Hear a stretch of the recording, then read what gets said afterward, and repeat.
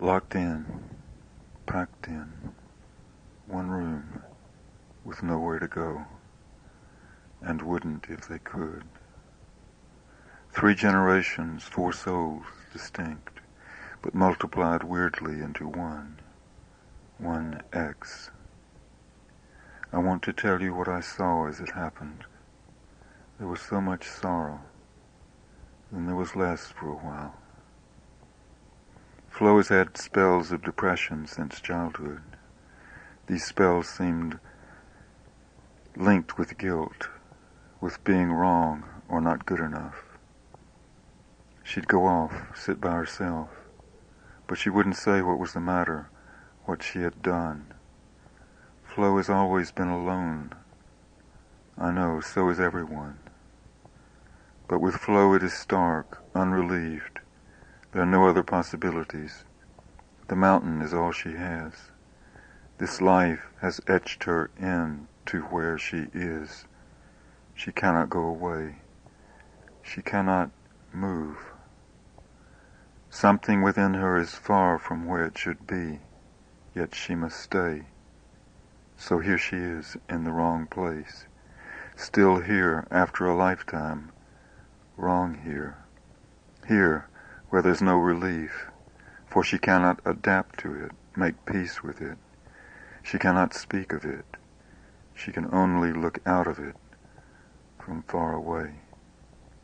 The brethren are there, out there, on the other shore. Flo is still here.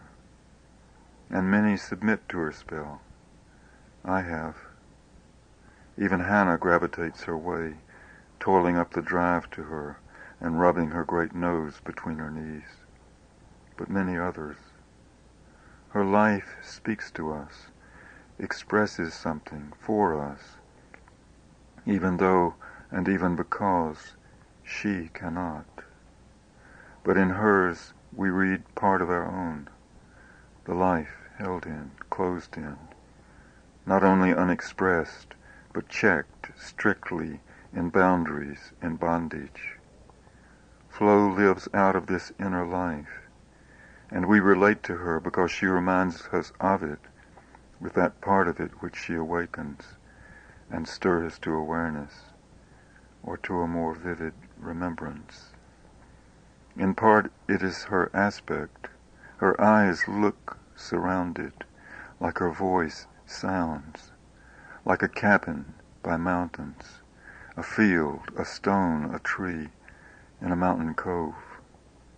There is this hollow in Flo, and a need for release from it, a reaching always out from a place which is hidden. Flo, the maiden aunt, Flo, the dark, quiet sister, Flo who sleeps alone in her separate room, who stays the closest to animals. It was Flo who rescued Hannah. They've remained intimate. Who keeps her own house down by the road. The foundations are crumbling. She can't spend the night there, but she goes there every day. She shelters the stray animals there, and her half-dozen cats, plump and snug, in her moldering dark bedroom full of old clothes and stacked boxes. Flo of the perimeter, Flo who goes off to pray, or when harm is spoken, even of Jack Burgess. Flo the pacifist, who takes no side in the feuds and squabbles. Chaste Flo. Flo the maiden. Flo without issue. Flo Birdsong. Flo was going down to her house, just walking along the shoulder by the side of the road, and she come up to this little cedar tree she'd passed 1,000 times. But this time, when she passed, says Beulah, she turned and looked at that tree, and when she looked closer, she realized that this tree'd become a man. He was an old kind of man, an old mountain man, and he stood there right still and told her she'd sinned. He looked straight at her and didn't look away. She'd sinned. She'd scolded the dog, Missy, when she knowed that was wrong. Now, after this meeting with the Cedar Man that spring, Flo turned into someone else. It wasn't Flo who was doing these things, not the Flo we knowed. She was inhabited like by somebody, something. You could feel this, and you could hear it too. This thing that was in her, a stranger like, speaking through her. During this time, I'd tried to keep her clean, says Beulah. She'd take her clothes to the laundromat. When she brought them back, she'd walk out toward the outhouse on the muddy path and tramp them all around in the mud, then walk back in and spread her fresh clothes on the floor and walk back and forth across them. She'd take the milk jug or the water jug out of the refrigerator and sprinkle the whole house. She'd put little brown paper bags under her bed and stuff her things in them. Underwear, socks, scarves, money, keys. But nothing belonged with anything else. No sock matched in any one poke. And she would keep changing these possessions from one bag to another. She'd guard them carefully. Then she'd take her valuables, deeds, money, even a $100 bill that her daddy'd give her on his deathbed years ago, left her in his will. Rings, necklaces, bracelets, photographs, keepsakes, mementos, all her cherished things, and scatter 'em back in the woods. She'd tell me that I wasn't her sister, that we weren't her family. She'd say nasty things to me, which Flo would never have said. Sometimes, for a few minutes, she'd seem to come out of it. She'd start crying, say she was sorry, so sorry, and she'd beg her for forgiveness. But then she'd go back in, and the stranger would come out. Then it'd be worse than ever. If somebody tried to sleep, she'd wake us up. If we tried to eat, she'd go into a rage and make us stop. She became upset, jealous it seemed like, even when I tried to clean up the house a little. Once she stood up for 24 hours, just stood, rigid, fixed. Then she collapsed on the bed. She would catnap during the day and walk the floor all night, patrolling from one bed to another, making sure nobody slept. And for weeks nobody did sleep, except on the sly, at odd moments, while Flo dozed. This was how it was when you came that Friday, when Beulah asked you to help, and you refused, or said there was nothing you could do. Then, when she insisted, you went into a kind of trance with the cloth she gave you. Then the things happened which you know, and were a part of. What you may not know is that you'd gotten yourself into such a state by then that it seemed to Beulah you didn't realize what was happening to Flo because of you. While you were squeezing the cloth, Flo, asleep in the other room, began to murmur. Then you began to talk too, as if you were asleep, and it became to Beulah a conversation. But you couldn't hear each other. Beulah could hear both of you, though. But Flo never knew you were there. And you were whispering, crying, talking in a voice like Flo's. Beulah insists on this. But like Flo's when she was the sickest, after she'd reacted to the prescription Dr. Finney'd given her. And you were bending your wrists way back and twisting your fingers and tucking and folding your hands back over and under each other and the cloth, just as Flo had begun to do during her worst time. On Saturday morning, the small piece of cloth which you'd started with before you asked for the dress still seemed damp. Your hands, which had gotten so cold, had sweat into the cloth. Beulah took this cloth and tried to pin it to Flo's dress with a safety pin. Flo became furious. She said, "I know what you're trying to do. You're trying to put some witchcraft over on me." She took Beulah by the arm and wrenched her shoulder, then struck her and knocked her down. Rusty heard the commotion and came rushing in. Flo grabbed her by the skin above her breast and twisted it, tearing a strip of skin off. If the whole summer was like hell, says Beulah, then that Saturday morning was hell itself. But it might have also been when she came to a place she could turn back from. Monday morning they had an appointment with Dr. Finney in Chilhowie. Usually it was hard to get Flo to go, but this time she seemed willing to put on her clothes. The dress she chose was the blue Dan River one, which Beulah had made for her years ago, and which you used that Friday. But Flo, the old Flo, Flo the patient, dark, kind sister, went to Dr. Finney, who was sweet and kind to her, and attentive. I've never met him, but Beulah's Dr. Finney is a kind of minister, too, or maybe a medicine man. He took Flo's crinkled, old, brown, high-cheekboned face between his two large, old, weathered hands, and talked to her for a long time, just her. He told her about how Jesus cared for her and had died for her on the cross and didn't turn anyone away. He told her that everyone was accepted by Jesus, that we were all God's children, all equal in His sight, in Jesus. Flo listened. I came later that day, and Beulah seemed floating on a cloud. It was as if a weight of tons had been lifted from the roof in one big flowing sweep. Flo was walking around smiling, softly, quietly, as gentle as Flo, as before, as all the years I've known her. But there was a quietness all through the house, and this quietness expressed peace rather than tension, sickness, and malice. But when I returned a couple of days later, Flo had slipped back.